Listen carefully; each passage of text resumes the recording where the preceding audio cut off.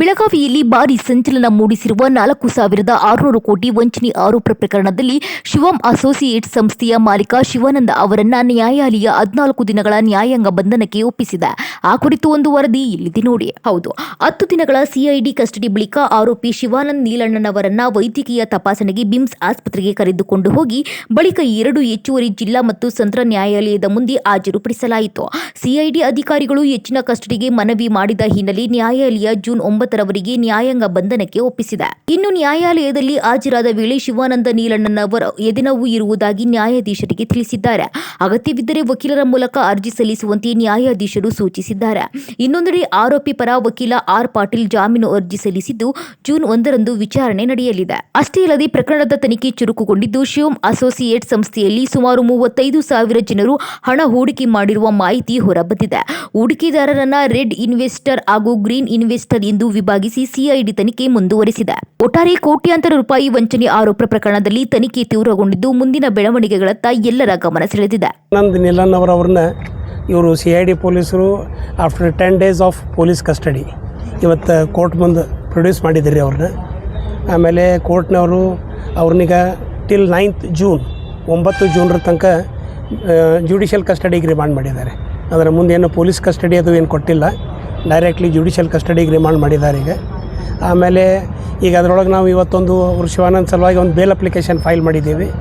ಅದು ಬೇಲ್ ಅಪ್ಲಿಕೇಶನ್ಕ್ಕೆ ಅವರು ಸಿಐಡಿ ಅವರು ತಮ್ಮ ಅಬ್ಜೆಕ್ಷನ್ ಹಾಕೋದಕ್ಕೆ 1ನೇ ತಾರೀಕಿಗೆ ಇಟ್ಕೊಂಡಾರಿ.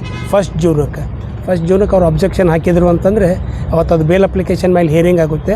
ಹಿಯರಿಂಗ್ ಆದಮೇಲೆ ನೆಕ್ಸ್ಟ್ ಕೋರ್ಸ್ ಆಫ್ ಆ್ಯಕ್ಷನ್ ಕೋರ್ಟ್ನವರು ಆರ್ಡರ್ ಮಾಡೋದು ಹೆಂಗೆ ಇದನ್ನು ಮಾಡ್ತಾರೆ. ಸರ್, ಈಗ ಒಬ್ಬರು ದೂರು ಕೊಟ್ಟಿದ್ದಾರೆ ನಿಮ್ಮ ಕ್ಲೈಂಟ್ ವಿರುದ್ಧ, ಬೇರೆ ಯಾರು ಕೊಟ್ಟಿರಲಿಲ್ಲ ಇಲ್ಲಿವರೆಗೆ. 5,000 ಜನ ಅಂತಾರೆ, ಇಲ್ಲ ಅದು ಏನು ಅದ್ರ ಬಗ್ಗೆ ಏನು ಡೀಟೇಲ್ಸ್ ಇಲ್ಲ ರೀ. ಆ್ಯಕ್ಚುಲಿ ಅವರು 35,000 ಅಂತಾರೆ. ಅದ್ರ ಬಗ್ಗೆ ನನಗನ್ಸೋ ಮಟ್ಟಿಗೆ ಅಂದರೆ ಇಲ್ಲಿ ತನಕ ಏನು ಅಂದ್ರೆ ಇವೆಂಟ್ಸ್ ಡೆವಲಪ್ಮೆಂಟ್ ಆಗ್ಯಾವ ಅದನ್ನು ನೋಡಿದ್ರೆ ಅವ್ರಿಗೂ ಪೊಲೀಸರಿಗೆ ಸುದ ಐ ಡೋಂಟ್ ಥಿಂಕ್ ದಟ್ ಅವ್ರಿಗೂ ಸುದ ಎಕ್ಸಾಕ್ಟ್ಲಿ ಇಷ್ಟು ಐತಿ ಅಂತ ತಿಳ್ಕೊಂಡು ಅವ್ರಿಗೂ ಏನು ಅಂದ್ರೆ ಐಡಿಯಾ ವಿತ್ ಸರ್ಟನಿಟಿ ಅವ್ರ ಕಡೆನೂ ಏನು ಇದ್ದಂಗಿಲ್ಲ. ಅಂತೆಕಂತೇನೆ ಅಂತ ನಡೆದೈತಿ ರೀ. ಇದ್ರೊಳಗೆ ಒಂದು ಏನು ಇಂಪಾರ್ಟೆಂಟ್ ಥಿಂಗ್ ಏನು 35,000 ಇರಲಿ ಎಷ್ಟು ಫಿಗರ್ ಇರಲಿ, ಯಾರೂ ಇನ್ವೆಸ್ಟರ್ಸು ಯಾರೂ ಇವತ್ತಿನ ತನಕ ಅವ್ರ ಅಗೇನ್ಸ್ಟ್ ಏನೂ ಗ್ರೀವನ್ಸ್ ಎಕ್ಸ್ಪ್ರೆಸ್ ಮಾಡಿಲ್ಲ, ಎಲ್ಲೂ ಕಂಪ್ಲೇಂಟು ಫೈಲ್ ಮಾಡಿಲ್ಲ, ಏನಿಲ್ಲ. ಒಂದು ಸ್ಟ್ರೇ ಏನೋ ಕಂಪ್ಲೇಂಟು ಕಾಗವಾಡ ಪೊಲೀಸ್ ಸ್ಟೇಷನ್ದೊಳಗೆ ಫೈಲ್ ಆಗೈತೆ ಅಂತೀರಿ. ಅದ್ರದ್ದು ಡೀಟೇಲ್ಸ್ ಇನ್ನೂ ನಮ್ಗೆ ಸಿಕ್ಕಿಲ್ಲ.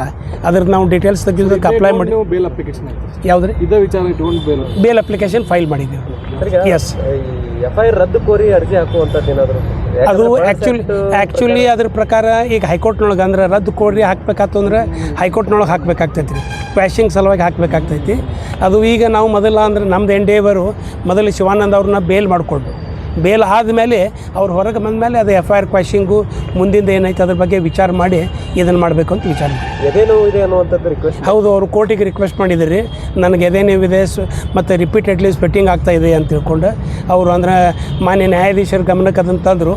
ನ್ಯಾಯಾಧೀಶರು ಅದ್ರ ಸಲುವಾಗಿ ಸೂಕ್ತವಾಗಿ ಪ್ರತಿಸ್ಪಂದಿಸಿ ಇಲ್ಲ ನಿಮಗೆ ಹಂಗೇನ್ರಿ ಇತ್ತು ಅಂತಂದ್ರೆ ನೀವು ಇಮಿಡಿಯೇಟ್ಲಿ ಕಂಪ್ಲೇಂಟ್ ಮಾಡಿರಿ ಮತ್ತು ಅವರು ಅಲ್ಲಿ ಜೈಲಿನೊಳಗಾತು ಅಥವಾ ಇಲ್ಲಿ ಬಿಮ್ಸ್ ಹಾಸ್ಪಿಟಲ್ದೊಳಗೆ ನಿಮಗೇನು ರಿಕ್ವೈರ್ಡ್ ಟ್ರೀಟ್ಮೆಂಟು ಸಿಗುವಂಗೆ ನಾವು ವ್ಯವಸ್ಥೆ ಮಾಡ್ತೀವಿ ಅಂತ ಅಂದಾರೆ. ಅದು ನಾವು ಅವ್ರಿಗೆ ಶಿವಾನಂದ ಅವ್ರಿಗೆ ಆ್ಯಸ್ ದೇರ್ ಅಡ್ವೊಕೇಟ್ಸ್ ನಾವು ಎಶ್ಯೂರ್ ಮಾಡೀವಿ. ನಿಮಗೇನಾದ್ರ ಸಲುವಾಗಿ ಮೆಡಿಕಲ್ ಏಡ್ ಸಲುವಾಗಿ ಅಸಿಸ್ಟೆನ್ಸ್ ಬೇಕಾಯ್ತು ಅಂತಂದರೆ ನೀವು ಹೇಳ್ರಿ, ನಾವು ಅದ್ರ ಪ್ರಕಾರ ಕೋರ್ಟಿಗೆ ಎಮರ್ಜೆಂಟ್ಲಿ ಏನಾದರೂ ರಿಕ್ವೆಸ್ಟ್ ಮಾಡಿಕೊಂಡು ಅದ್ರ ಬಗ್ಗೆ ಸೂಕ್ತ ನಿಮ್ಗೆ ಅರೇಂಜ್ಮೆಂಟ್ ಆಗುವಂಗೆ ನಾವು ಅರೇಂಜ್ಮೆಂಟ್ ಮಾಡ್ತೀವಿ ಅಂತ ತಿಳ್ಕೊಂಡು ಎಶ್ಯೂರ್ ಮಾಡಿ. 1ನೇ ತಾರೀಕು ಬೇಲ್ ಅಪ್ಲಿಕೇಶನ್ ಹಿಯರಿಂಗ್ ಬರ್ತದೆ. ಬೇಲ್ ಅಪ್ಲಿಕೇಶನ್ ಹಿಯರಿಂಗಿಗೆ ಬರ್ತೈತೆ ರೀ. 1ನೇ ತಾರೀಕಿಗೆ ಬೇಲ್ ಅಪ್ಲಿಕೇಶನ್ ಹಿಯರಿಂಗ್. ನಿಮ್ಮ ಹೆಸರು? ನಂದು RG ಪಾಟೀಲ್ ಅಡ್ವೊಕೇಟ್ ರೀ, ಬೆಳಗಾವಿ.